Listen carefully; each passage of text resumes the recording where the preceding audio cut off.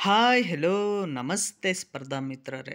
ಸ್ನೇಹಿತರೆ, ಸ್ಪರ್ಧಾತ್ಮಕ ಪರೀಕ್ಷೆಯ ಉತ್ತಮ ಮಾಹಿತಿಗಾಗಿ ನಮ್ಮ ಈ ಯೂಟ್ಯೂಬ್ ಚಾನಲನ್ನು ಲೈಕ್ ಮಾಡಿ ಹಾಗೂ ಸಬ್ಸ್ಕ್ರೈಬ್ ಮಾಡಿ ಹಾಗೂ ನಿಮ್ಮ ಸ್ನೇಹಿತರೊಂದಿಗೆ ಶೇರ್ ಮಾಡೋದನ್ನು ಮರಿಬೇಡಿ ಸ್ನೇಹಿತರೆ, ಇಂದಿನಿಂದ ನಾವು FDA STA ಪರೀಕ್ಷೆಯನ್ನು ಗಮನದಲ್ಲಿಟ್ಕೊಂಡು ಕನ್ನಡದ ಬಗ್ಗೆ ಅಧ್ಯಯನ ಮಾಡ್ತಾ ಹೋಗೋಣ ಸ್ನೇಹಿತರೆ.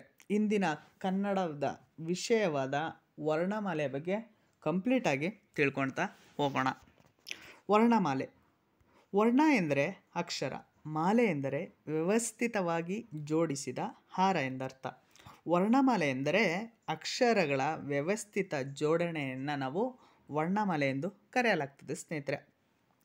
ಪ್ರಸ್ತುತ ಹೊಸಗನ್ನಡದಲ್ಲಿ ವರ್ಣಮಾಲೆಯ ಸಂಖ್ಯೆ ಎಷ್ಟು ಅಂದರೆ 49 ಅಕ್ಷರಗಳು ಪ್ರಸ್ತುತ ಹೊಸಗನ್ನಡದಲ್ಲಿರುವ ಅಕ್ಷರಗಳು ಸ್ನೇಹಿತರೆ. ಹಳೆಗನ್ನಡದಲ್ಲಿ 51 ಅಕ್ಷರಗಳು ಬಳಕೆಯಲ್ಲಿ ಇದ್ವು ಸ್ನೇಹಿತರೆ. ಅದು ಕೂಡ ಯಾವ ಅಕ್ಷರಗಳು ಎಂಬುದಾಗಿ ಮುಂದಿನ ಭಾಗದಲ್ಲಿ ನೋಡ್ತಾ ಹೋಗೋಣ. ಈ 49 ಅಕ್ಷರಗಳನ್ನ ನಾವು ವಿಭಜನೆ ಮಾಡ್ತಾ ನೋಡೋದಾದರೆ ಒಟ್ಟು ಸ್ವರಗಳು, ವ್ಯಂಜನಗಳು, ಯೋಗವಾಹಗಳು ಎಂಬುದಾಗಿ 3 ಭಾಗಗಳಾಗಿ ವಿಂಗಡಣೆ ಮಾಡ್ಬೋದಾಗಿದೆ ಸ್ನೇಹಿತರೆ. ಸ್ವರಗಳಲ್ಲಿ 13 ಅಕ್ಷರಗಳನ್ನ ನಾವು ಕಾಣ್ತೇವೆ, ವ್ಯಂಜನಗಳಲ್ಲಿ 34 ಅಕ್ಷರಗಳನ್ನ ಕಾಣ್ತೇವೆ, ಯೋಗವಾಹಗಳಲ್ಲಿ 7 ಅಕ್ಷರಗಳನ್ನ ಕಾಣ್ತೇವೆ ಸ್ನೇಹಿತರೆ. ಪುನಃ ಸ್ವರಗಳಲ್ಲಿ 3 ಭಾಗಗಳನ್ನ ನೋಡ್ಬೋದಾಗಿದೆ, ವ್ಯಂಜನಗಳಲ್ಲಿ ಕೂಡ 2 ಭಾಗಗಳನ್ನ ನೋಡಬಹುದಾಗಿದೆ, ಯೋಗವಾಹಗಳಲ್ಲಿ ಕೂಡ 2 ಅಕ್ಷರಗಳನ್ನು ನಾವು ಕಲಿಯಬಹುದಾಗಿದೆ ಸ್ನೇಹಿತರೆ. ಈ ಸ್ವರಗಳ ಬಗ್ಗೆ ಇನ್ನೂ ಹೆಚ್ಚಿನ ವಿಷಯಗಳನ್ನ ತಿಳಿತಾ ಹೋಗೋಣ ಸ್ನೇಹಿತರೆ. ಸ್ವರಗಳು ಅಂದ್ರೇನು, ಈ ಸ್ವರಗಳ ವಿಧಗಳನ್ನು ಹೇಗೆ ವರ್ಗೀಕರಣ ಮಾಡಲಾಗಿದೆ ಎಂಬುದನ್ನು ತಿಳಿತಾ ಹೋಗೋದಾದರೆ, ಸ್ವರಗಳು ಅಂದರೆ ಏನಿಲ್ಲ ಸ್ನೇಹಿತರೆ, ಯಾವ ಪದಗಳನ್ನ, ಯಾವ ಅಕ್ಷರಗಳನ್ನ ಸ್ವತಂತ್ರವಾಗಿ ಉಚ್ಚಾರಣೆ ಮಾಡಲು ಸಾಧ್ಯವಾಗ್ತದೋ ಅಂತಹ ಅಕ್ಷರಗಳನ್ನ ನಾವು ಸ್ವರಗಳು ಎಂದು ಕರೆಯಲಾಗ್ತದೆ. ಸ್ವಾತಂತ್ರ್ಯವಾಗಿ ಉಚ್ಚಾರ ಮಾಡಲಾಗುವ ಅಕ್ಷರಗಳನ್ನು ಸ್ವರಾಕ್ಷರಗಳೆಂದು ಕರೆಯಲಾಗ್ತದೆ. ಅಂದರೆ ಈ ಅಕ್ಷರಗಳಿಗೆ ಯಾವುದೇ ಅಕ್ಷರದ ಸಹಾಯ ಅಗತ್ಯ ಇರೋದಿಲ್ಲ. ಕನ್ನಡ ವರ್ಣಮಾಲೆಯಲ್ಲಿ ಒಟ್ಟು 13 ಸ್ವರಾಕ್ಷರಗಳಿವೆ. ಅದು ಯಾವುವು ಅಂದರೆ ಆ ಇಂದ ಅವುವರೆಗಿನ ಬರುವ ಅಕ್ಷರಗಳೆಲ್ಲವೂ ಕೂಡ ಸ್ವರಾಕ್ಷರಗಳಾಗಿರ್ತವೆ ಸ್ನೇಹಿತರೆ. ಅ, ಆ, ಇ, ಈ, ಉ, ಊ, ಋ, ಎ, ಐ, ಓ, ಔ ಇಷ್ಟು ಕೂಡ ಸ್ವರಾಕ್ಷರಗಳಾಗಿರ್ತವೆ ಸ್ನೇಹಿತರೆ. ಇವುಗಳನ್ನು ನಾವು ಬೇರೆ ಯಾವ ಅಕ್ಷರಗಳ ಸಹಾಯ ಇಲ್ಲದೆಯೂ ಕೂಡ ನಾವು ಬಳಸ್ಬೋದಾಗಿದೆ. ಅದಕ್ಕೋಸ್ಕರ ಇವನ್ನು ನಾವು ಸ್ವರಾಕ್ಷರಗಳು ಎಂದು ಕರೆಯಲಾಗ್ತದೆ ಸ್ನೇಹಿತರೆ. ಪುನಃ ಈ ಸ್ವರಾಕ್ಷರಗಳನ್ನ 3 ಭಾಗಗಳಾಗಿ ವಿಂಗಡಣೆ ಮಾಡಲಾಗಿದೆ. ಈ 3 ಭಾಗಗಳು ಯಾವ್ಯಾವು ಅಂತ ನೋಡೋದಾದರೆ ಹ್ರಸ್ವ ಸ್ವರ, ದೀರ್ಘ ಸ್ವರ ಮತ್ತು ಪ್ಲುತ ಸ್ವರ ಎಂದು ವಿಂಗಡಣೆ ಮಾಡಲಾಗಿದೆ. ಈ ಹ್ರಸ್ವ ಸ್ವರಗಳು ಒಟ್ಟು 6 ಇದೆ, ದೀರ್ಘ ಸ್ವರಗಳು 7 ಇದೆ ಸ್ನೇಹಿತರೆ. ಪ್ಲುತ ಸ್ವರ ಎಂದರೆ ಎಂಬುದಾಗಿ ಇನ್ನು ತಿಳಿತಾ ಹೋಗೋಣ. ಹ್ರಸ್ವ ಸ್ವರಾಕ್ಷರಗಳು ಒಂದು ಅಕ್ಷರವನ್ನು ಉಚ್ಚರಿಸಲು ತೆಗೆದುಕೊಳ್ಳುವ ಕಾಲವನ್ನು ಅಳೆಯುವ ಮಾನವೇ ಮಾತ್ರೆ ಎಂದು ನಮ್ಮ ಕನ್ನಡದಲ್ಲಿ ಕರೆಯಲಾಗ್ತದೆ ಸ್ನೇಹಿತರೆ. ಅಂದರೆ ಒಂದು ಅಕ್ಷರವನ್ನು ಉಚ್ಚರಿಸಲು ತೆಗೆದುಕೊಳ್ಳುವ ಕಾಲವನ್ನು ಅಳೆಯೋದಕ್ಕೆ ನಾವು ಬಳಸುವ ಪದಮಾನ ಅಥವಾ ಮಾನ ಯಾವುದು ಅಂದರೆ ಮಾತ್ರೆ ಅಂತ ಸ್ನೇಹಿತರೆ. ಒಂದು ಮಾತ್ರ ಕಾಲದಲ್ಲಿ ಉಚ್ಚರಿಸಲಾಗುವ ಸ್ವರಾಕ್ಷರಗಳನ್ನು ನಾವು ಹ್ರಸ್ವ ಸ್ವರಾಕ್ಷರಗಳು ಎಂದು ಕರೆಯಲಾಗ್ತದೆ. ಒಟ್ಟು 6 ಹ್ರಸ್ವ ಸ್ವರಾಕ್ಷರಗಳು ನಮ್ಮ ಕನ್ನಡದಲ್ಲಿ ಇವೆ ಸ್ನೇಹಿತರೆ. ಅಂದರೆ ಸಿಂಪಲ್ ಆಗಿ ಹೇಳೋದಾದರೆ ಇದು ಕೆಲವೇ ಸಮಯದಲ್ಲಿ, ಕೆಲವೇ ನಿಮಿಷದಲ್ಲಿ ಅಥವಾ ಕೆಲವೇ ಸೆಕೆಂಡ್ಗಳಲ್ಲಿ ನಾವು ಬೇಗ ಉಚ್ಚಾರಣೆ ಮಾಡ್ಬೋದು. ಅಂತಹ ಅಕ್ಷರಗಳನ್ನ ನಾವು ಹ್ರಸ್ವ ಸ್ವರಾಕ್ಷರಗಳೆಂದು ಕರೆಯಲಾಗ್ತದೆ. ಆ 6 ಅಕ್ಷರಗಳು ಯಾವ್ಯಾವು ಅಂತ ನೋಡೋದಾದರೆ ಅ, ಇ, ಉ, ಋ, ಎ, ಓ. ನೋಡಿ, ಇವುಗಳನ್ನ ನಾವು ಉಚ್ಚಾರಣೆ ಮಾಡೋದಕ್ಕೆ ಹೆಚ್ಚು ಸಮಯ ನಾವು ತಗೋತಿಲ್ಲ. ಅದಕ್ಕೋಸ್ಕರ ಇದನ್ನು ನಾವು ಹ್ರಸ್ವ ಸ್ವರ ಎಂದು ಕರೆಯಲಾಗ್ತದೆ. ಈ ದೀರ್ಘ ಸ್ವರ ಅಂತ ಏನಂತ ನಾವು ತಿಳಿಯೋದಾದರೆ 2 ಮಾತ್ರ ಕಾಲದಲ್ಲಿ ಉಚ್ಚರಿಸಲಾಗುವ ಸ್ವರಾಕ್ಷರಗಳನ್ನು ದೀರ್ಘ ಸ್ವರಗಳೆಂದು ಕರೆಯಲಾಗ್ತದೆ. ಒಟ್ಟು ಕನ್ನಡದಲ್ಲಿ 7 ದೀರ್ಘ ಸ್ವರಾಕ್ಷರಗಳಿವೆ. ಅವುಗಳು ಯಾವ್ಯಾವು ಅಂದರೆ ಆ, ಈ, ಉ, ಎ, ಐ, ಔ, ಓ ಇಷ್ಟು ಕೂಡ ದೀರ್ಘ ಸ್ವರಾಕ್ಷರಗಳಾಗಿವೆ ಸ್ನೇಹಿತರೆ. ಇನ್ನು ಪ್ಲುತ ಸ್ವರಾಕ್ಷರಗಳು ಅಂದರೆ ಇವಕ್ಕೆ ಯಾವುದೇ ರೀತಿಯ ಅಕ್ಷರಗಳು ಇರೋದಿಲ್ಲ. ಇದನ್ನು ಏಕಪ್ಪ ಪ್ಲುತ ಸ್ವರಾಕ್ಷರಗಳು ಅಂತ ಕರೆಯಲಾಗ್ತದೆ. ಮತ್ತು ಹೇಗೆ ನಾವು ಕಂಡುಹಿಡಿಬೋದು ಅಂತ ನೋಡೋದಾದರೆ, ಎರಡಕ್ಕಿಂತ ಹೆಚ್ಚು ಮಾತ್ರ ಕಾಲದಲ್ಲಿ ಉಚ್ಚರಿಸಲಾಗುವ ಸ್ವರಾಕ್ಷರಗಳನ್ನು ಪ್ಲುತ ಸ್ವರಗಳು ಎಂದು ಕರೆಯಲಾಗ್ತದೆ. ಇವುಗಳನ್ನು ನಾವು ಹೆಚ್ಚಾಗಿ ಸಂಗೀತದ ರಾಗಾಲಾಪ ಮಾಡುವಾಗ ಅಥವಾ ದೂರದಲ್ಲಿರುವವರನ್ನು ಕರೆಯುವಾಗ ಉದ್ದವಾಗಿ ಸ್ವರವನ್ನು ಹೇಳುತ್ತೇವೆ. ಅವುಗಳನ್ನೇ ನಾವು ಪ್ಲುತ ಸ್ವರಾಕ್ಷರಗಳು ಎಂದು ಕರೆಯಲಾಗ್ತದೆ ಸ್ನೇಹಿತರೆ. ಇದು 3 ಅಥವಾ 3ಕ್ಕಿಂತ ಹೆಚ್ಚು ಮಾತ್ರೆಗಳ ಕಾಲವನ್ನು ತೆಗೆದುಕೊಳ್ತದೆ. ಪ್ಲುತ ಸ್ವರಗಳಿಗೆ ಪ್ರತ್ಯೇಕವಾದ ಸ್ವಾತಂತ್ರ್ಯ ಲಿಪಿಗಳಿರುವುದಿಲ್ಲ. ದೀರ್ಘ ಸ್ವರಗಳನ್ನು ಎಳೆದು ಉಚ್ಚರಿಸುವುದರಿಂದ ಅವುಗಳೇ ಪ್ಲುತ ಸ್ವರಗಳಾಗ್ತವೆ. ಈ ಪ್ಲುತ ಸ್ವರಾಕ್ಷರಗಳನ್ನು ನಾವು ಇಂಗ್ಲೀಷ್ನ ಅಕ್ಷರವಾದ ಎಸ್ ಸಂಕೇತದಿಂದ ಗುರುತಿಸಲಾಗ್ತದೆ ಸ್ನೇಹಿತರೆ. ಇದು ಕೂಡ ನೆನ್ಪಿಟ್ಕೊಳ್ಳಿ, ಪರೀಕ್ಷೆಗಳಲ್ಲಿ ಕೇಳ್ಬೋದು. ಉದಾಹರಣೆ ನೋಡೋದಾದರೆ ರಾಮ, ದೇವರೇ, ಸ್ವಾಮಿ, ಈ ಥರ ನಾವು ದೀರ್ಘವಾಗಿ ಎಳೆದು ನಾವು ಒಬ್ಬರ ವ್ಯಕ್ತಿಯನ್ನು ಕರಿತಾ ಇದ್ದೇವೆ ಅಥವಾ ನಾವು ಒಬ್ಬ ದೇವರನ್ನು ಪೂಜಿಸ್ತಾ ಇದ್ದೇವೆ ಅಂತ ಹೇಳೋದಾದರೆ ಇಲ್ಲಿ ಪ್ಲುತ ಸ್ವರಾಕ್ಷರ ಬರ್ತಿರೋದನ್ನ ನಾವು ಕಾಣ್ಬೋದಾಗಿದೆ. ಈಗ ರಾಮ, ಅಲ್ಲಿ ಮಾ ಜಾಗದಲ್ಲಿ ಆ ಸ್ವರಾಕ್ಷರನ್ನು ನಾವು ಕಾಣ್ತಾ ಇದ್ದೇವೆ. ಅದು ನಾವು ದೀರ್ಘವಾಗಿ ಎಳಿತಿರೋದ್ರಿಂದ ಇದು ಪ್ಲುತ ಸ್ವರ ಆಗಿದೆ ಸ್ನೇಹಿತರೆ. ಇನ್ನು ವ್ಯಂಜನಾಕ್ಷರಗಳ ಬಗ್ಗೆ ತಿಳಿತಾ ಹೋಗೋದಾದರೆ, ಸ್ವರಾಕ್ಷರಗಳ ಸಹಾಯದಿಂದ ಉಚ್ಚರಿಸಲ್ಪಡುವ ಅಕ್ಷರಗಳನ್ನು ವ್ಯಂಜನಾಕ್ಷರಗಳೆಂದು ಕರೆಯಲಾಗ್ತದೆ. ಈಗ ನಾವು ಈಗಾಗಲೇ ತಿಳ್ಕೊಂಡ್ವಿ, ಸ್ವರಗಳು ಅಂದರೆ ಇದಕ್ಕೆ ಉಚ್ಚಾರಣೆ ಮಾಡೋದಕ್ಕೆ ಯಾವುದೇ ಅಕ್ಷರದ ಸಹಾಯ ಇರೋದಿಲ್ಲ. ಆದರೆ ವ್ಯಂಜನಾಕ್ಷರಗಳಿಗಿನ್ನ ಉಚ್ಚಾರಣೆ ಮಾಡಬೇಕಂದ್ರೆ ಅಲ್ಲಿ ಸ್ವರಾಕ್ಷರದ ಸಹಾಯ ಇರಲೇಬೇಕಾಗುತ್ತೆ ಸ್ನೇಹಿತರೆ. ಇವುಗಳನ್ನು ಸ್ವತಂತ್ರವಾಗಿ ಉಚ್ಚರಿಸಲು ಸಾಧ್ಯವಿರೋದಿಲ್ಲ. ಹಾಗಾಗಿ ಇವನ್ನು ಸ್ವರಾಕ್ಷರಗಳೊಂದಿಗೆ ಸೇರಿಸಿ ಉಚ್ಚಾರಣೆ ಮಾಡಲಾಗ್ತದೆ. ವ್ಯಂಜನಾಕ್ಷರಗಳು ಪೂರ್ಣ ಅಕ್ಷರಗಳಲ್ಲ. ಇವುಗಳನ್ನ ನಾವು ಅರ್ಧ ಅಕ್ಷರಗಳೆಂದು ಕೂಡ ಕರೆಯಲಾಗ್ತದೆ. ಉದಾಹರಣೆ ನೋಡೋದಾದರೆ ನಾವು ಕ, ಗ, ಚ, ಜ, ಟ, ರ ಇತ್ಯಾದಿ ಹೀಗೆ ಅನೇಕ ಪದಗಳನ್ನು ನಾವು ವ್ಯಂಜನಾಕ್ಷರಗಳೆಂದು ಕರೆಯಲಾಗ್ತದೆ. ಇವುಗಳಿಗೆ ಸ್ವರಗಳನ್ನು ಸೇರಿಸಿದಾಗ ಮಾತ್ರ ಅವು ಪೂರ್ಣ ಅಕ್ಷರ ಆಗ್ತದೆ. ಹೇಗಪ್ಪ ಅಂತ ನೋಡೋದಾದರೆ ನೀವು ನೋಡಿ, ಕ ಇದೊಂದು ವ್ಯಂಜನ, ಅದಕ್ಕೆ ನಾವು ಆ ಎಂಬ ಸ್ವರಾಕ್ಷರವನ್ನು ಸೇರಿಸ್ತೇವೆ, ಆವಾಗ ಅದು ಕ ಆಯಿತು ಸ್ನೇಹಿತರೆ. ಹೀಗೆ ಗ ಇದಕ್ಕೆ ನಾವು ಆ ಎಂಬ ಸ್ವರಾಕ್ಷರವನ್ನು ಸೇರಿಸಿದಾಗ ಗ ಆಯಿತು ಸ್ನೇಹಿತರೆ. ಹೀಗೆ ನಾವು ಅರ್ಧ ಅಕ್ಷರಗಳನ್ನು ನಾವು ಪೂರ್ಣ ಅಕ್ಷರಗಳಾಗಿ ಮಾಡಬೇಕಾದ್ರೆ ನಮಗೆ ಸ್ವರಗಳ ಅಗತ್ಯ ಇದ್ದೇ ಇರ್ತದೆ ಸ್ನೇಹಿತರೆ. ಇದು ಕೂಡ ನೀವು ನೆನ್ಪಿಟ್ಕೊಳ್ಳೇಬೇಕಾಗ್ತದೆ ಸ್ನೇಹಿತರೆ. ಇನ್ನು ವ್ಯಂಜನಾಕ್ಷರಗಳಲ್ಲೂ ಕೂಡ 2 ವಿಧಗಳನ್ನ ನಾವು ಕಾಣ್ಬೋದಾಗಿದೆ. ಅವನ್ನು ವರ್ಗೀಯ ವ್ಯಂಜನಾಕ್ಷರಗಳು ಮತ್ತು ಅವರ್ಗೀಯ ವ್ಯಂಜನಾಕ್ಷರಗಳು ಎಂದು ಕರೆಯಲಾಗ್ತದೆ. ಏನಪ್ಪ ಈ ಪದಗಳೇ ವರ್ಗೀಯ ವ್ಯಂಜನ ಅಂದ್ರೇನು, ಅವರ್ಗೀಯ ವ್ಯಂಜನ ಅಂದ್ರೇನು ಅಂತ ಸೂಚನೆ ಮಾಡ್ತದೆ ಸ್ನೇಹಿತರೆ.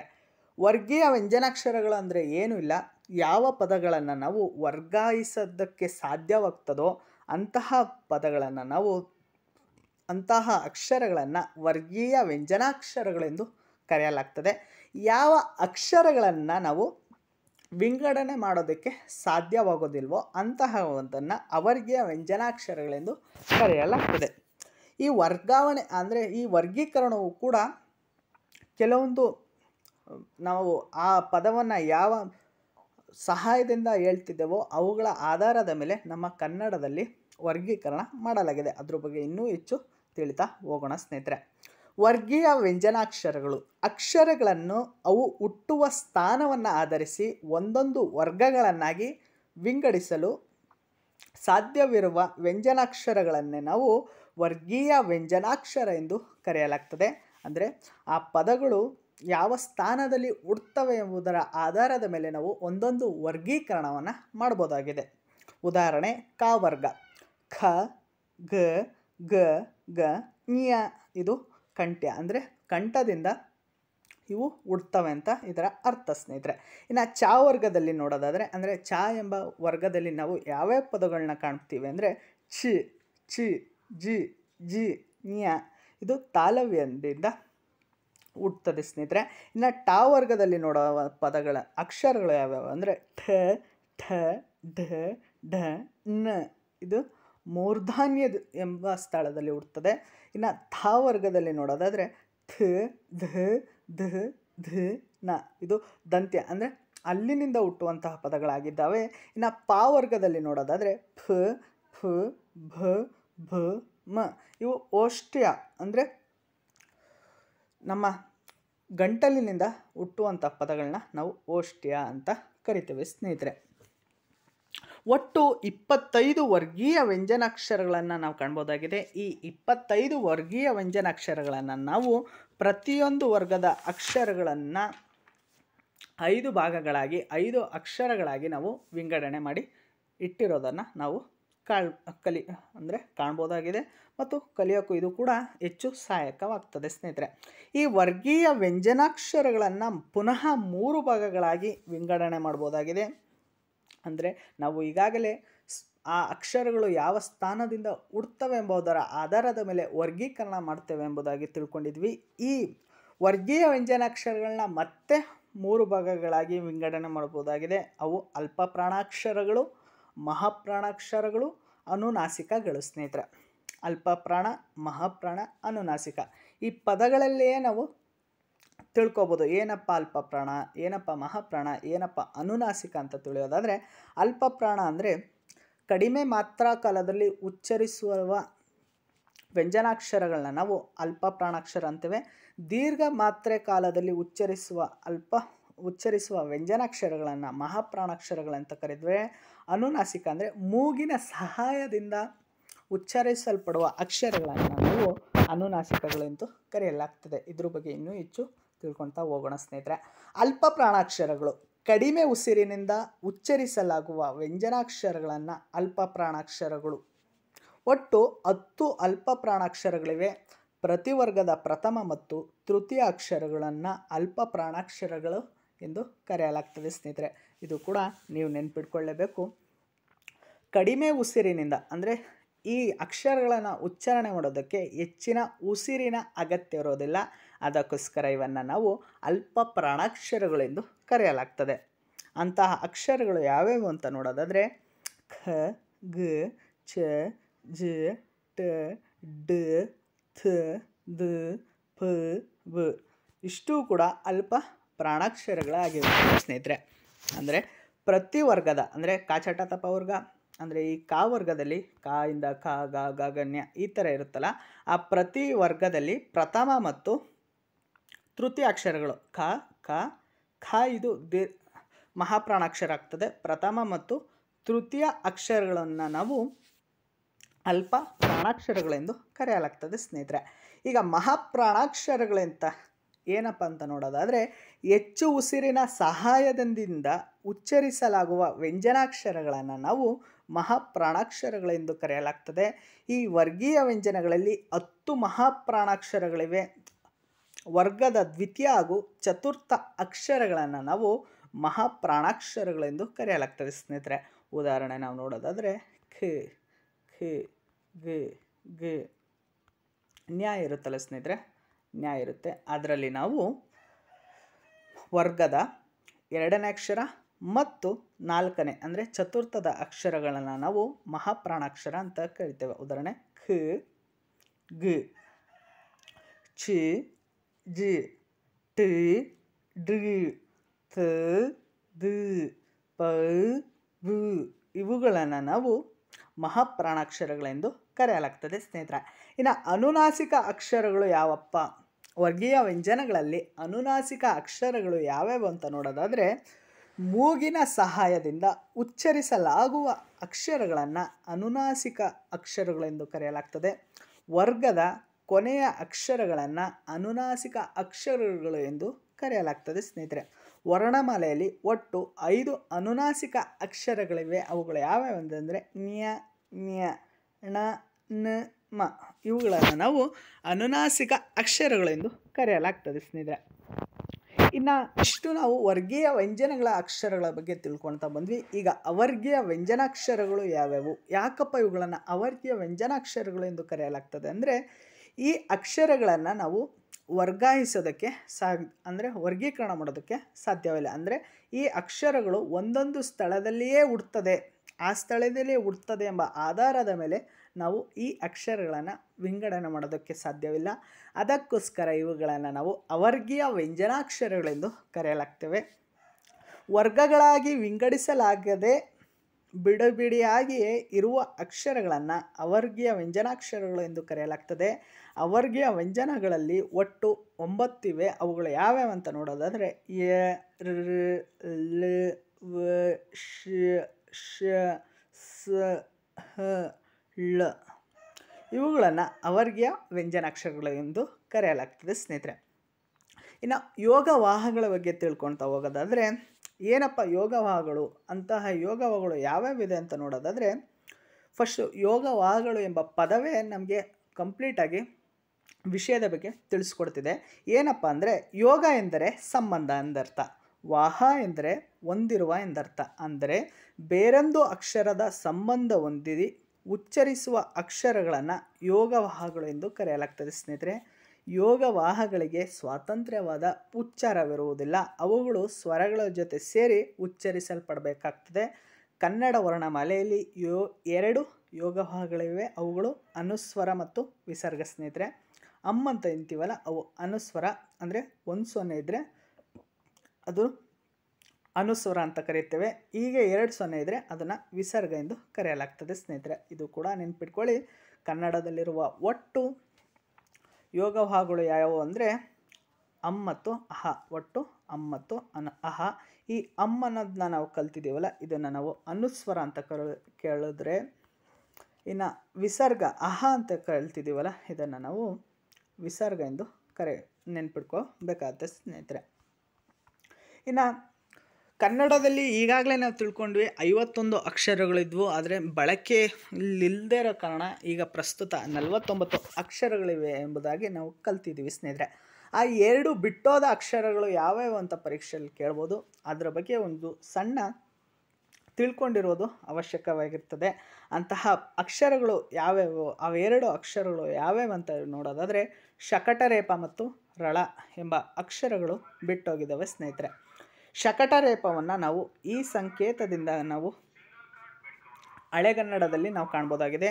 ರಳ ಎಂಬ ಅಕ್ಷರವನ್ನು ನಾವು ಕೇವಲ ಈ ಸಂಖ್ಯೆಯಿಂದ ಕಾಣಬಲ್ಲಾಗಿದೆ ಸ್ನೇಹಿತರೆ. ಇಲ್ಲಿ ಶಕಟರೇಪಕ್ಕೆ ಈ ರೀತಿಯಾಗಿ ಕೂಡಿರುತ್ತೆ, ರಳಗೆ ಕೇವಲ ಈ ರೀತಿ ಇರುತ್ತೆ ಸ್ನೇಹಿತರೆ. ಇದು ಕೂಡ ನೆನ್ಪಿಟ್ಕೊಳ್ಳಿ ಸ್ನೇಹಿತರೆ. ಶಕಟರೇಪ ಅಥವಾ ಬಂಡಿಯ ರ ಎಂದು ಕರೆಯಲಾಗ್ತದೆ. 16ನೇ ಶತಮಾನದ ನಂತರ ಇದರ ಬಳಕೆ ತಪ್ಪಿ ಹೋಗಿ ಇದರ ಸ್ಥಾನದಲ್ಲಿ ಪ್ರಸ್ತುತವಾಗಿ ರಾಕಾರವೇ ಬಳಕೆ ಆಗ್ತದೆ ಸ್ನೇಹಿತರೆ. ಇದರ ಬದಲಾಗಿ ಪ್ರಸ್ತುತ ರಾಕಾರವೇ ಬಳಕೆಯಾಗುತ್ತಿರೋದನ್ನು ನಾವು ಕಾಣ್ಬೋದಾಗಿದೆ. ಆದರೆ ಹಳೆಗನ್ನಡದಲ್ಲಿ ರಾಕಾರ ಮತ್ತು ರಾಕಾರಗಳಿಂದ ಕೂಡಿದ ಪದಗಳಲ್ಲಿ ಅರ್ಥ ವ್ಯತ್ಯಾಸಗಳಾಗಿರುವುದನ್ನು ಕೂಡ ನಾವು ಕಾಣ್ಬೋದಾಗಿದೆ ಸ್ನೇಹಿತರೆ. ಉದಾಹರಣೆ ನಾವು ನೋಡೋದಾದರೆ ಅಂದರೆ ಈ ರೀತಿ ಈಗ ಪ್ರಸ್ತುತವಾಗಿ ರಾ ಎಂಬುದಾಗಿ ಅಂದರೆ ಬಳಸಲಾಗ್ತಿದೆ. ಪ್ರಸ್ತುತ ಈ ರಾವನ್ನು ಕೂಡ ಬಳಸಲಾಗ್ತಿದೆ. ಈ 2 ಪದಗಳಲ್ಲಿ ಕೂಡ, ಈ 2 ಅಕ್ಷರಗಳಲ್ಲಿ ಕೂಡ ಹಳೆಗನ್ನಡದಲ್ಲಿ ವ್ಯತ್ಯಾಸ ಇತ್ತು. ಅಂತಹ ವ್ಯತ್ಯಾಸಗಳನ್ನ ನೋಡೋದಾದರೆ ಹರಿ, ಈ ಹೊಸಗನ್ನಡದಲ್ಲಿ ಹರಿ ಅಂದರೆ ಕತ್ತರಿಸು ಎಂದರ್ಥ. ಇಲ್ಲಿ ಹರಿ ಅಂದರೆ ತಿಳಿ ಎಂದರ್ಥ. ಕೊರೆ, ಇಲ್ಲಿ ಗೊರಕೆ ಹಾಕು ಎಂಬ ಅರ್ಥ ನೀಡಿದ್ರೆ ಅದೇ ಕೊರೆ ಇಲ್ಲಿ ಕತ್ತರಿಸು ಎಂಬ ಅರ್ಥವನ್ನು ನೀಡುತ್ತದೆ. ಒರೆ ಅಂದರೆ ಉಜ್ಜು, ಅದೇ ಹೊರೆ ಹಳೆಗನ್ನಡದಲ್ಲಿ ಸ್ರವಿಸು ಅಥವಾ ಸುರಿ ಎಂಬ ಅರ್ಥವನ್ನು ನೀಡ್ತದೆ ಸ್ನೇಹಿತರೆ. ನೆರೆ ಅಂದರೆ ಸೇರು, ಅಂದರೆ ಎಲ್ಲ ಜನಗಳು ಸೇರಬೇಕು, ನೆರೆಯಬೇಕು ಅಂತ ಹೇಳ್ತೀವಲ್ಲ, ಅಲ್ಲಿ ಹೊಸಗನ್ನಡದಲ್ಲಿ ನೆರೆ ಅಂತ ತಿಳಿಸಿದ್ರೆ ಅದೇ ಹಳೆಗನ್ನಡದಲ್ಲಿ ನೆರೆ ಅಂದರೆ ಈ ರಾ ಬೆಳೆಸಿ ನೆರೆ ಆದರೆ ಅದು ತುಂಬು ಎಂದರ್ಥ ಸ್ನೇಹಿತರೆ. ಪ್ರಸ್ತುತ ನಾವು ಬೆಳೆಸ್ತಿರೋದು ಈ ರೇ, ಇದನ್ನು ಬಳಸಿ ಈ ಪದವನ್ನು ಬಳಸಿ ಹೇಳೋದಾದರೆ ಅದು ಸೇರು ಅಂತ ಆದರೆ, ಈ ನೆರೆ ಬೆಳೆಸಿದರೆ ಅದು ಏನಂತ ಆಗ್ತದೆ ಅಂದರೆ ತುಂಬು ಎಂದರ್ಥ ಆಗ್ತದೆ ಸ್ನೇಹಿತರೆ. ಅಂದರೆ ಇಲ್ಲಿ ಪ್ರಸ್ತುತ ನಾವು ಒಂದೇ ಅಕ್ಷರವಾಗಿ ಬಳಸ್ತಾ ಇದ್ದೇವೆ, ಆದರೆ ಹಳೆಗನ್ನಡದಲ್ಲಿ ಈ 2 ಅಕ್ಷರಗಳು ಬೇರೆ ಬೇರೆ ಆಗಿರ್ತದೆ ಸ್ನೇಹಿತರೆ. ಇದು ಕೂಡ ನೀವು ನೆನ್ಪಿಟ್ಕೊಳ್ಳೇಬೇಕು ಸ್ನೇಹಿತರೆ. ಇನ್ನು ರಳ ಬಗ್ಗೆ ತಿಳಿಯುತ್ತಾ ಹೋಗೋದಾದರೆ ಈ ಅಕ್ಷರವನ್ನು ನಾವು ರಳ ಎಂದು ಕರೆಯಲಾಗ್ತದೆ. ರಳ ಎಂದು ಹಳೆಗನ್ನಡದಲ್ಲಿ ಕರೆದರೆ ಈ ಅಕ್ಷರಕ್ಕೆ ಬದಲಾಗಿ ಪ್ರಸ್ತುತ ಳಕಾರವನ್ನು ನಾವು ಈಗ ಬಳಸ್ಕೊಳ್ತಾ ಇದ್ದೇವೆ ಸ್ನೇಹಿತರೆ. ಈ 2 ಅಕ್ಷರಗಳ ಬಳಕೆಯಲ್ಲಿ ಕೂಡ ಅರ್ಥ ವ್ಯತ್ಯಾಸವಿರ್ತದೆ. ಉದಾಹರಣೆ ಅಳ್ ಇದು ಹಳಗನ್ನಡದ ಅಳ್ಳ ಅಂದರೆ ಸೇವಕ ಸ್ನೇಹಿತರೆ. ಅಂದರೆ ಈ ಥರ ಅಂದರೆ ನಾವು ಪ್ರಸ್ತುತ ನಾವು ಬಳಸ್ಕೋತಿರೋ ಳ ಅಂದರೆ ಇದು ಈ ವ್ಯಂಜನಾಕ್ಷರವನ್ನು ನಾವು ಪ್ರಸ್ತುತ ಬಳಸ್ತಿದ್ದೇವೆ. ಆದರೆ ಇದರ ಬದಲಾಗಿ ಬಂದಿರೋದೇ ಈ ಳ್. ಯಾವುದ್ರ ಬದಲಾಗಿ ಬಂದಿರೋದಂದರೆ ಇದರ ಬದಲಾಗಿ ಬಂದಿರೋದು ಸ್ನೇಹಿತರೆ. ನಾವು ಈಗಾಗಲೇ ತಿಳ್ಕೊಂಡಿದ್ವಲ್ಲ, ಇದರ ಬದಲಾಗಿ ನಾವು ಪ್ರಸ್ತುತ ಬಳಸ್ಕೋತಿರೋದು ಳ್. ಆದರೆ ಈ ಎರಡು ಅಕ್ಷರಗಳ ನಡುವೆ ಕಂಪ್ಲೀಟಾಗಿ ಬದಲಾವಣೆಗಳಿದೆ. ಅವುಗಳು ಯಾವೆ ಅಂತ ನೋಡೋದಾದರೆ ತಳೆ ಅಂದರೆ ಒಂದು ಅಂತ ಅರ್ಥ ನೀಡಿದ್ರೆ, ಅದೇ ಹಳೆಗನ್ನಡದ ಳು ಬರೆದ್ರೆ ಏನು ಅರ್ಥ ನೀಡ್ತದೆ ಅಂದರೆ ಛತ್ರಿ ಎಂಬ ಅರ್ಥವನ್ನು ನೀಡ್ತದೆ ಸ್ನೇಹಿತರೆ. ಅದೇ ಪೊಳೆಯಲ್ಲಿ ಪ್ರಕಾಶಿಸು ಎಂಬ ಅರ್ಥವನ್ನು ನೀಡಿದ್ರೆ, ಅದೇ ಹಳೆಗನ್ನಡದ ಪೊಳೆ ಏನಂತ ಅರ್ಥ ನೀಡ್ತದೆ ಅಂತ ನೋಡೋದಾದರೆ ನದಿ ಎಂಬ ಅರ್ಥವನ್ನು ನೀಡ್ತದೆ ಸ್ನೇಹಿತರೆ. ಇದು ಕೂಡ ನೀವು ನೆನಪಲ್ಲಿ ಇಟ್ಕೊಂಡಿರಲೇಬೇಕಾದ ಸ್ನೇಹಿತರೆ. ಇನ್ನು ಅಕ್ಷರಗಳ ಹುಟ್ಟುವ ಸ್ಥಾನಗಳ ಆಧಾರದ ಮೇಲೆ ನಾವು ಏನೇನು ಹೆಸರು ನೀಡಿದ್ದೀವಿ, ಇದನ್ನು ನಾವು ಸಾಕಷ್ಟು ಬರೆಯಲ್ಲಿ STA FTA PDO ಪರೀಕ್ಷೆಗಳಲ್ಲೂ ಕೂಡ ಇಂತಹ ಪ್ರಶ್ನೆಗಳನ್ನ ನಾವು ಹೆಚ್ಚಾಗಿ ನೋಡ್ಬೋದಾಗಿದೆ. ಅವುಗಳನ್ನು ನಾನು ಒಂದು ಪಟ್ಟಿ ಮಾಡಿಕೊಟ್ಟಿದ್ದೀನಿ. ಇದು ನಿಮಗೂ ಕೂಡ ಸಹಕಾರಿ ಆಗ್ತದೆ ಸ್ನೇಹಿತರೆ. ಸಾಧ್ಯವಾದರೆ ಬರೆದಿಟ್ಕೊಳ್ಳಿ. ಅಕ್ಷರಗಳ ಉತ್ಪತ್ತಿ ಮತ್ತು ಉತ್ಪತ್ತಿಯ ಸ್ಥಾನ, ಅವು ಯಾವ ಅಕ್ಷರಗಳು ಅಂದರೆ ಸ್ವರಗಳ, ವರ್ಗೀಯ ವ್ಯಂಜನಗಳ ಅಥವಾ ಅವರ್ಗೀಯ ವ್ಯಂಜನಗಳು, ಇವುಗಳ ಬಗ್ಗೆ ನಾವು ಒಂದು ಪಟ್ಟಿ ಮಾಡ್ತಾ ನೋಡೋದಾದರೆ ಕಂಠ್ಯ ಅಂದರೆ ಕಂಠದಿಂದ ಹುಟ್ಟುವ ಪದಗಳನ್ನ ನೋಡೋದಾದರೆ ಸ್ವರಗಳಲ್ಲಿ ಯಾವ ಪದಗಳು ಕಂಠದಿಂದ ಹುಡ್ತವೆ ಅಂದರೆ ಹ ಹ ಹುಡ್ತವೆ. ವರ್ಗೀಯ ವ್ಯಂಜನಗಳಲ್ಲಿ ಖ ಖ ಗ ಗ ನ್ಯ ಹುಡ್ತವೆ ಸ್ನೇಹಿತರೆ. ಅವರ್ಗೀಯ ವ್ಯಂಜನಗಳಲ್ಲಿ ಹ ಅಂದರೆ ಅವರ್ಗೀಯ ವ್ಯಂಜನಗಳಲ್ಲಿ ಹ ಎಂಬ ಪದ ಹುಟ್ಟಿದ್ರೆ ವಿಸರ್ಗ ಪದವು ಕೂಡ ಕಂಠ್ಯದಿಂದಲೇ ಹುಡ್ತದೆ ಸ್ನೇಹಿತರೆ. ವಿಸರ್ಗ ಅಂದರೆ ನಾವು ಈಗಾಗಲೇ ತಿಳ್ಕೊಂಡಿದ್ದೀವಿ, ಇದನ್ನು ನಾವು ವಿಸರ್ಗ ಅಂತ ನಾವು ಈಗಾಗಲೇ ತಿಳ್ಕೊಂಡಿದ್ದೀವಿ ಸ್ನೇಹಿತರೆ. ಈ ವಿಸರ್ಗವೂ ಕೂಡ ಕಂಠ್ಯದಿಂದಲೇ ಹುಡ್ತವೆ ಸ್ನೇಹಿತರೆ. ಇನ್ನು ತಾಲವ್ಯದ ಬಗ್ಗೆ ತಿಳ್ಕೊಳ್ತಾ ಹೋಗೋದಾದರೆ ತಾಲವ್ಯ ಅಂದರೆ ಏನಿಲ್ಲ ಸ್ನೇಹಿತರೆ, ದವಡೆಯ ಸಹಾಯದಿಂದ ಯಾವ್ಯಾವ ಅಕ್ಷರಗಳು ಹುಡ್ತವೋ ಅವುಗಳನ್ನ ನಾವು ತಾಲವ್ಯ ಅಂತ ಕರಿತೇವೆ. ಸ್ವರಗಳಲ್ಲಿ ಯಾವ್ಯಾವ ಅಕ್ಷರಗಳು ದವಡೆಯ ಸಹಾಯದಿಂದ ಹುಡ್ತಾವಂತ ನೋಡೋದಾದರೆ ಈ ಹಿ. ಅದೇ ವರ್ಗೀಯ ವ್ಯಂಜನಗಳಲ್ಲಿ ಯಾವ್ಯಾವ ಅಕ್ಷರಗಳು ಹುಡ್ತವೆ ಅಂದರೆ ಚ ಝ ಜ ಜ ನ್ಯ. ನೋಡಿ ಸ್ನೇಹಿತರೆ, ನೀವು ಕೂಡ ಅದನ್ನು ಹೇಳಿ, ಅದು ನಿಮಗೂ ಕೂಡ ಅದು ಮನವರಿಕೆ ಆಗ್ತದೆ. ಛ ಛ ಜ ಜ ನ್ಯ ಇದು ವರ್ಗೀಯ ವ್ಯಂಜನಗಳು, ಅದು ತಾಲವ್ಯ ಅಂದರೆ ದವಡೆಯ ಸಹಾಯದಿಂದ ಹುಟ್ಟುವ ಅಕ್ಷರಗಳಾಗಿವೆ. ಇನ್ನು ಅವರ್ಗೀಯ ವ್ಯಂಜನಗಳಲ್ಲಿ ಯಾವ ಅಕ್ಷರಗಳು ದವಡೆಯ ಸಹಾಯದಿಂದ ಹುಡ್ತವೆ ಅಂತ ನೋಡೋದಾದರೆ ಯ ಶ. ಇದು ಅವರ್ಗೀಯ ವ್ಯಂಜನ ಅಕ್ಷರಗಳಲ್ಲಿ ದವಡೆಯ ಸಹಾಯದಿಂದ ಹುಟ್ಟುವ ಅಕ್ಷರವಾಗಿದೆ. ಇನ್ನು ಮೂರ್ಧಾನ್ಯ ಅಂದರೆ ನಾಲಿಗೆಯ ಮೇಲ್ಭಾಗದಲ್ಲಿ ಹುಟ್ಟುವಂಥ ಅಕ್ಷರಗಳನ್ನು ನಾವು ಮೂರ್ಧಾನ್ಯ ಅಂತ ಕರಿತೇವೆ. ಸ್ವರಗಳಲ್ಲಿ ಯಾವ ಸ್ವರ ಹುಡ್ತದೆ ಅಂದರೆ ರು ಎಂಬ ಅಕ್ಷರ ಮೂರ್ಧಾನ್ಯ ಸಹಾಯದಲ್ಲಿ ಹುಡ್ತದೆ. ಠ ಠ ಢ ಢ ಣ ಎಂಬ ವರ್ಗೀಯ ವ್ಯಂಜನಗಳ ಅಕ್ಷರಗಳು ಮೂರ್ಧಾನ್ಯ ಸ್ಥಳದಲ್ಲಿ ಹುಡ್ತದೆ. ಅವರ್ಗೀಯ ವ್ಯಂಜನಗಳ ಅಕ್ಷರಗಳು ಯಾವ್ಯಾವಪ್ಪ ಮೂರ್ಧಾನ್ಯ ಸ್ಥಳದಲ್ಲಿ ಹುಡ್ತವೆ ಅಂದರೆ ರ ಶ ಳ ಎಂಬ ಅಕ್ಷರಗಳು ಅವರ್ಗೀಯ ವ್ಯಂಜನಾಕ್ಷರಗಳು ಮೂರ್ಧಾನ್ಯ ಸ್ಥಳದಲ್ಲಿ ಹುಡ್ತವೆ ಸ್ನೇಹಿತರೆ. ಇನ್ನು ದಂತ್ಯ ಅಂದರೆ ಅಲ್ಲಿನ ಸಹಾಯದಲ್ಲಿ ಹುಟ್ಟುವಂಥ ಅಕ್ಷರಗಳು ಯಾವ್ಯಾವಪ್ಪ ನೋಡೋದಾದರೆ ವರ್ಗೀಯ ವ್ಯಂಜನ ಅಕ್ಷರಗಳು ಯಾವ್ಯಾವ ಅಂದರೆ ಥ ಧ ಧ ನ. ಥ ಥ ಧ ಧ ನ ಎಂಬ ವರ್ಗೀಯ ವ್ಯಂಜನಾಕ್ಷರಗಳು ಅಲ್ಲಿನ ಸಹಾಯದಿಂದ ಹುಡ್ತವೆ.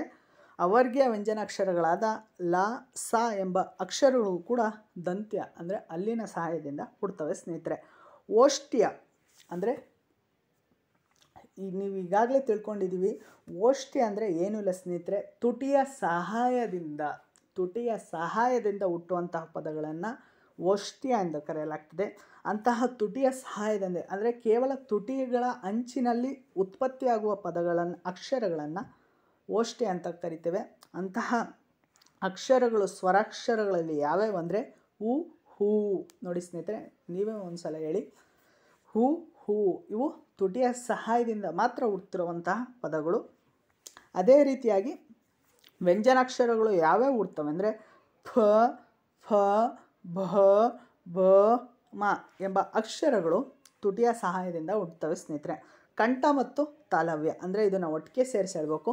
ಕಂಠ ತಾಲವ್ಯ ಅಂದರೆ ಕಂಠದಿಂದಲೂ ಕೂಡ ಮತ್ತು ಕಂಠದಿಂದಲೂ ಕೂಡ ಮತ್ತು ದವಡೆಯ ಸಹಾಯದಿಂದ ಹುಟ್ಟುವಂಥ ಅಕ್ಷರಗಳನ್ನು ನಾವು ಕಂಠ ತಾಲವ್ಯ ಅಂತ ಕರೆಯಲಾಗ್ತದೆ. ಅಂತಹ ಕಂಠ ತಾಲವ್ಯ ಅಕ್ಷರಗಳು ಯಾವ್ಯಾವಪ್ಪ ಅಂದರೆ ಎ ಐ ಸ್ನೇಹಿತರೆ. ಇದು ಕೂಡ ನೆನ್ಪಿಟ್ಕೊಳ್ಳಿ. ಕಂಠ ತಾಲವ್ಯ ಅಂದರೆ ಕಂಠ ಮತ್ತು ನಾಲಿಗೆಯ ಅಂದರೆ ದವಡೆಯ ಸಹಾಯದಿಂದ ಹುಟ್ಟಲ್ಪಡುವಂಥ ಅಕ್ಷರಗಳನ್ನು ಕಂಠ ತಾಲವ್ಯ ಅಂತ ಕರೆಯಲಾಗ್ತದೆ. ಇನ್ನು ಕಂಠೋಷ್ಟ್ಯ ಅಂದರೆ ಏನಿಲ್ಲ ಸ್ನೇಹಿತರೆ, ಕಂಠ ಮತ್ತು ಈಗಾಗಲೇ ನಾವು ತಿಳ್ಕೊಂಡಿದ್ವಿ. ಕಂಠ ಮತ್ತು ಓಷ್ಟ್ಯ ಅಂದರೆ ನಾವು ಈಗಾಗಲೇ ತಿಳ್ಕೊಂಡಿರೋದು ಏನು ಹೇಳಿ ಸ್ನೇಹಿತರೆ, ತುಟಿ. ಕಂಠೋಷ್ಟ್ಯ ಕಂಠ ಮತ್ತು ತುಟಿಯ ಸಹಾಯದಿಂದ ಹುಟ್ಟುವಂಥ ಅಕ್ಷರಗಳನ್ನು ಕಂಠೋಷ್ಟ್ಯ ಅಂತ ಕರೆಯಲಾಗ್ತದೆ. ಅಂತಹ ಅಕ್ಷರಗಳು ಯಾವ್ಯಾವು ಅಂತ ನೋಡೋದಾದರೆ ಓ, ಹೋ, ಹೌ ಇವು ಕಂಠೋಷ್ಟ್ಯ ಅಕ್ಷರಗಳು ಸ್ನೇಹಿತರೆ. ಇನ್ನು ದಂತೋಷ್ಟ್ಯ ಅಕ್ಷರಗಳು ಯಾವುದು ಅಂದರೆ ದಂತೋಷ್ಟ್ಯ. ದಂತ ಅಂದರೆ ಅಲ್ಲಿನ ಸಹಾಯ ಮತ್ತು ಓಷ್ಟ್ಯ ಅಂದರೆ ತುಟಿಯ ಸಹಾಯ, ದಂತೋಷ್ಟ್ಯ. ಈ ಎರಡೂ ಸಹಾಯದಿಂದ ಹುಟ್ಟುವ ಪದ ಅಂದರೆ ವ. ವರ್ಗೀಯ ವ್ಯಂಜನಾಕ್ಷರದ ಪದವಾದ ಉ ಹ ಎಂಬ ಅಕ್ಷರ ಹುಡ್ತದೆ ಸ್ನೇಹಿತರೆ. ಇನ್ನು ಕಂಠನಾಸಿಕ, ಕಂಠ ಮತ್ತು ಮೂಗಿನ ಸಹಾಯದಿಂದ ಹುಟ್ಟುವ ಅಕ್ಷರ ಯಾವುದು ಅಂದರೆ ಅನುಸ್ವರ ಅಕ್ಷರ ಸ್ನೇಹಿತರೆ. ಅನುಸ್ವರ ಅಕ್ಷರ ಅಂದರೆ ಅಮ್ಮ ಅಂತ ಬರೀತೀವಲ್ಲ, ಆ ಅಕ್ಷರ ನಾಸಿಕ ಸಹಾಯದಿಂದ ಹುಟ್ಟುವಂತಹ ಅಕ್ಷರವಾಗಿರುತ್ತದೆ ಸ್ನೇಹಿತರೆ. ಇಷ್ಟೂ ಕೂಡ ನಾವು ವರ್ಣಮಾಲೆಯ ಬಗ್ಗೆ ತಿಳ್ಕೊಂಡಂತಹ ವಿಷಯಗಳಾಗಿರ್ತವೆ ಸ್ನೇಹಿತರೆ.